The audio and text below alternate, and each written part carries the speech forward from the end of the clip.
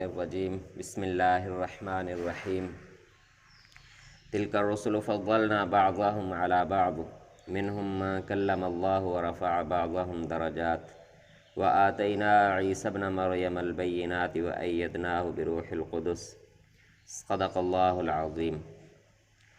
سورۃ البقرہ آیت نمبر 253۔ اللہ تعالیٰ نے ہم انسانوں کو پیدا کیا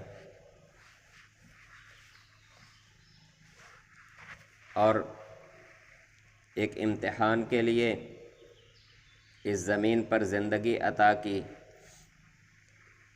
یہ دونوں فیصلے اللہ تعالیٰ کے اپنے فیصلے ہیں۔ اللہ تعالیٰ نہ چاہتے تو انسان کو پیدا ہی نہ کرتے، نہ اسے کسی امتحان میں ڈالتے۔ اب اللہ تعالیٰ نے اگر انسان کو پیدا کیا ہے، اس زمین پر بھیجا ہے، تو اس کا ایک خاص مقصد ہے کہ یہ ایک امتحان کی زندگی ہے، یہ آزاد زندگی نہیں ہے۔ انسان چاہتا ہے کہ میں زندہ رہوں، اپنی زندگی کی خوشیاں حاصل کروں، یہاں پر اپنی چاہتیں، اپنی مرضی، اپنی خواہشات کے مطابق کام کروں، اپنی خواہشات کو پورا کروں، اونچی اونچی بلڈنگیں بناؤں، مال و اسباب جمع کروں، عیش و عشرت کروں، دنیا کے مزے اڑاؤں، کوئی مجھے پوچھے نہ، کوئی مجھ پر پابندی لگانے والا نہ ہو، کوئی میرا امتحان لینے والا، میرا حساب لینے والا نہ ہو۔ اب ایسا تو نہیں ہو سکتا، ہم کون سا اپنی مرضی سے اپنے اختیار سے پیدا ہوئے ہیں کہ ہم کہیں گے ہم تو آزاد ہیں، ہم خود پیدا ہوئے ہیں۔ تو جس نے پیدا کیا ہے اسی نے امتحان کے لیے پیدا کیا ہے۔ لیکن انسان کی یہ الٹی سوچ ہے کہ اپنے زندگی پر تو بڑا خوش ہے، اپنی خواہشات پوری کرنے میں بھی بڑا خوش ہے، اپنی چھوٹی چھوٹی کامیابیوں پر بھی بڑا فخر کرتا ہے، اسے اپنا بڑا کمال سمجھتا ہے۔ لیکن جب بنانے والا کہتا ہے کہ میں نے اس سے بھی بڑی زندگی تیرے لیے رکھی ہے، یہ زندگی تو صرف ایک امتحان ہے، اسے امتحان کے مطابق ہی بسر کر، پھر ناراض ہو جاتا ہے کہ یہ کیوں ہو گیا۔ پھر کبھی اللہ کا انکار کرنا شروع کر دیتا ہے، کبھی اللہ تعالیٰ کے حکموں کا مذاق اڑانا شروع کر دیتا ہے۔ نماز سے اللہ کو کیا مل جائے گا، میرے بھوکا پیاسا رہنے سے اللہ کو کیا مل جائے گا، میں اگر اپنی خواہش کو پورا کر لوں تو اللہ کو کیا ضرورت ہے کہ مجھ پر پابندیاں لگائے جی کہ یہ حلال ہے، یہ حرام ہے، میں جو چاہوں کروں۔ تو اپنی مرضی سے پیدا بھی نہیں ہوا، تو جو چاہے کرے والی بات تو وہ دور کی بات ہے۔ تو یہ ساری چیزیں تو اللہ تعالیٰ کا ایک نظام ہے، اللہ کی چاہت اور اس کی مرضی سے پیدا ہوا ہے۔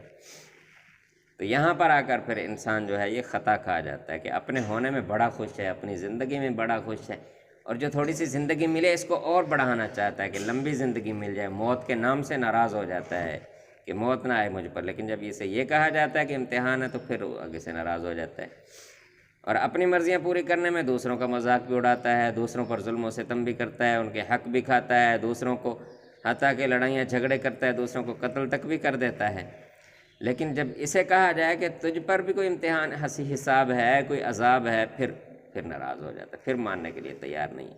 تو اسی مقصد کے لیے، یہی باتیں سمجھانے کے لیے اللہ تعالیٰ نے انبیاء کرام کا سلسلہ شروع کیا۔ انبیاء کرام نے پھر جس طرح محنت کی، اللہ تعالیٰ سے وفاداریاں کی، اللہ تعالیٰ نے پھر اسی کے مطابق ان کو ان کے مقام اور بلندیاں عطا کیں، ان کو فضیلتیں عطا کیں۔ یہ اس مبارک آیت کا خلاصہ ہے۔ تلک الرسل فضلنا بعضهم علی بعض۔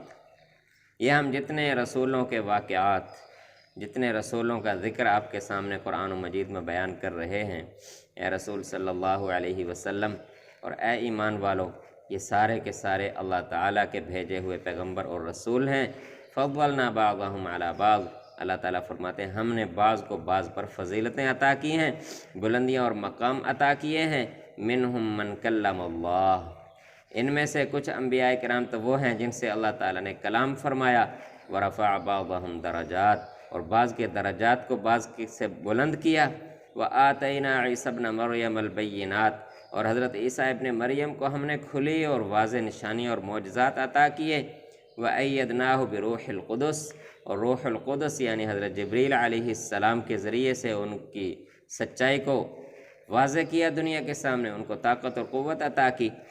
وَلَوْ شَاءَ اللَّهُ مَا اقْتَتَلَ الَّذِينَ مِن بَعْدِهِم مِّن بَعْدِ مَا جَاءَتْهُمُ الْبَيِّنَاتُ، اگر اللہ تعالیٰ چاہتے تو انسان کو اس امتحان اور آزمائش میں نہ ڈالتے، اور نہ ہی انسان پھر انبیاء کرام کی تعلیمات کی مخالفت کرتا، اور نہ ہی انسان پھر آپس میں ایک دوسرے سے لڑائی جھگڑے کرتا، نہ ہی ایک دوسرے کو قتل کرتا۔ تو یہ سب کچھ تب ہوا جب اللہ تعالیٰ نے ایک امتحان رکھ دیا۔ وَلَٰكِنِ اخْتَلَفُوا فَمِنْهُمْ مَنْ آمَنَ وَمِنْهُمْ مَنْ كَفَرَ۔ اب یہ اختلاف کیسے پیدا ہوا؟ تو اللہ تعالیٰ فرماتے ہیں جو لوگ ایمان لے آئے، اللہ اور اس کے رسول کی اطاعت کرنے لگے، اور دوسرے لوگ جو کفر پر کھڑے ہو گئے اور اللہ تعالیٰ کی نافرمانیاں کرنے لگے، دنیا میں ناانصافی اور ظلم و ستم کرنے لگے، تو اس وجہ سے اب یہ اختلاف پیدا ہو گیا۔ اب کافر ہیں وہ اسلام کو اور ایمان کو ختم کرنا چاہتے ہیں، دنیا میں اپنی منمانیاں اور ظلم و ستم کرنا چاہتے ہیں، اور اہل ایمان کو اللہ تعالیٰ کا حکم ہے کہ وہ دنیا سے ظلم و ستم کا خاتمہ کریں اور دنیا میں عدل و انصاف کو قائم کریں۔ بس اس چیز کا جھگڑا ہے۔ ایمان والے ظلم و ستم کا خاتمہ چاہتے ہیں، عدل و انصاف قائم کرنا چاہتے ہیں، اللہ تعالیٰ کے احکام کے مطابق زندگی بسر کرنا چاہتے ہیں۔ کافر چاہتا ہے کہ ہمیں کوئی ایمان کی طرف بلانے والا نہ ہو، ہمارے ظلم سے ہمیں کوئی روکنے والا نہ ہو، کوئی ہمارے دنیا میں ایک دوسرے کا حق مارنا، ایک دوسرے کو قتل کرنا، ایک دوسرے پر چڑھائیاں کرنا، کوئی اس سے روکنے والا نہ ہو۔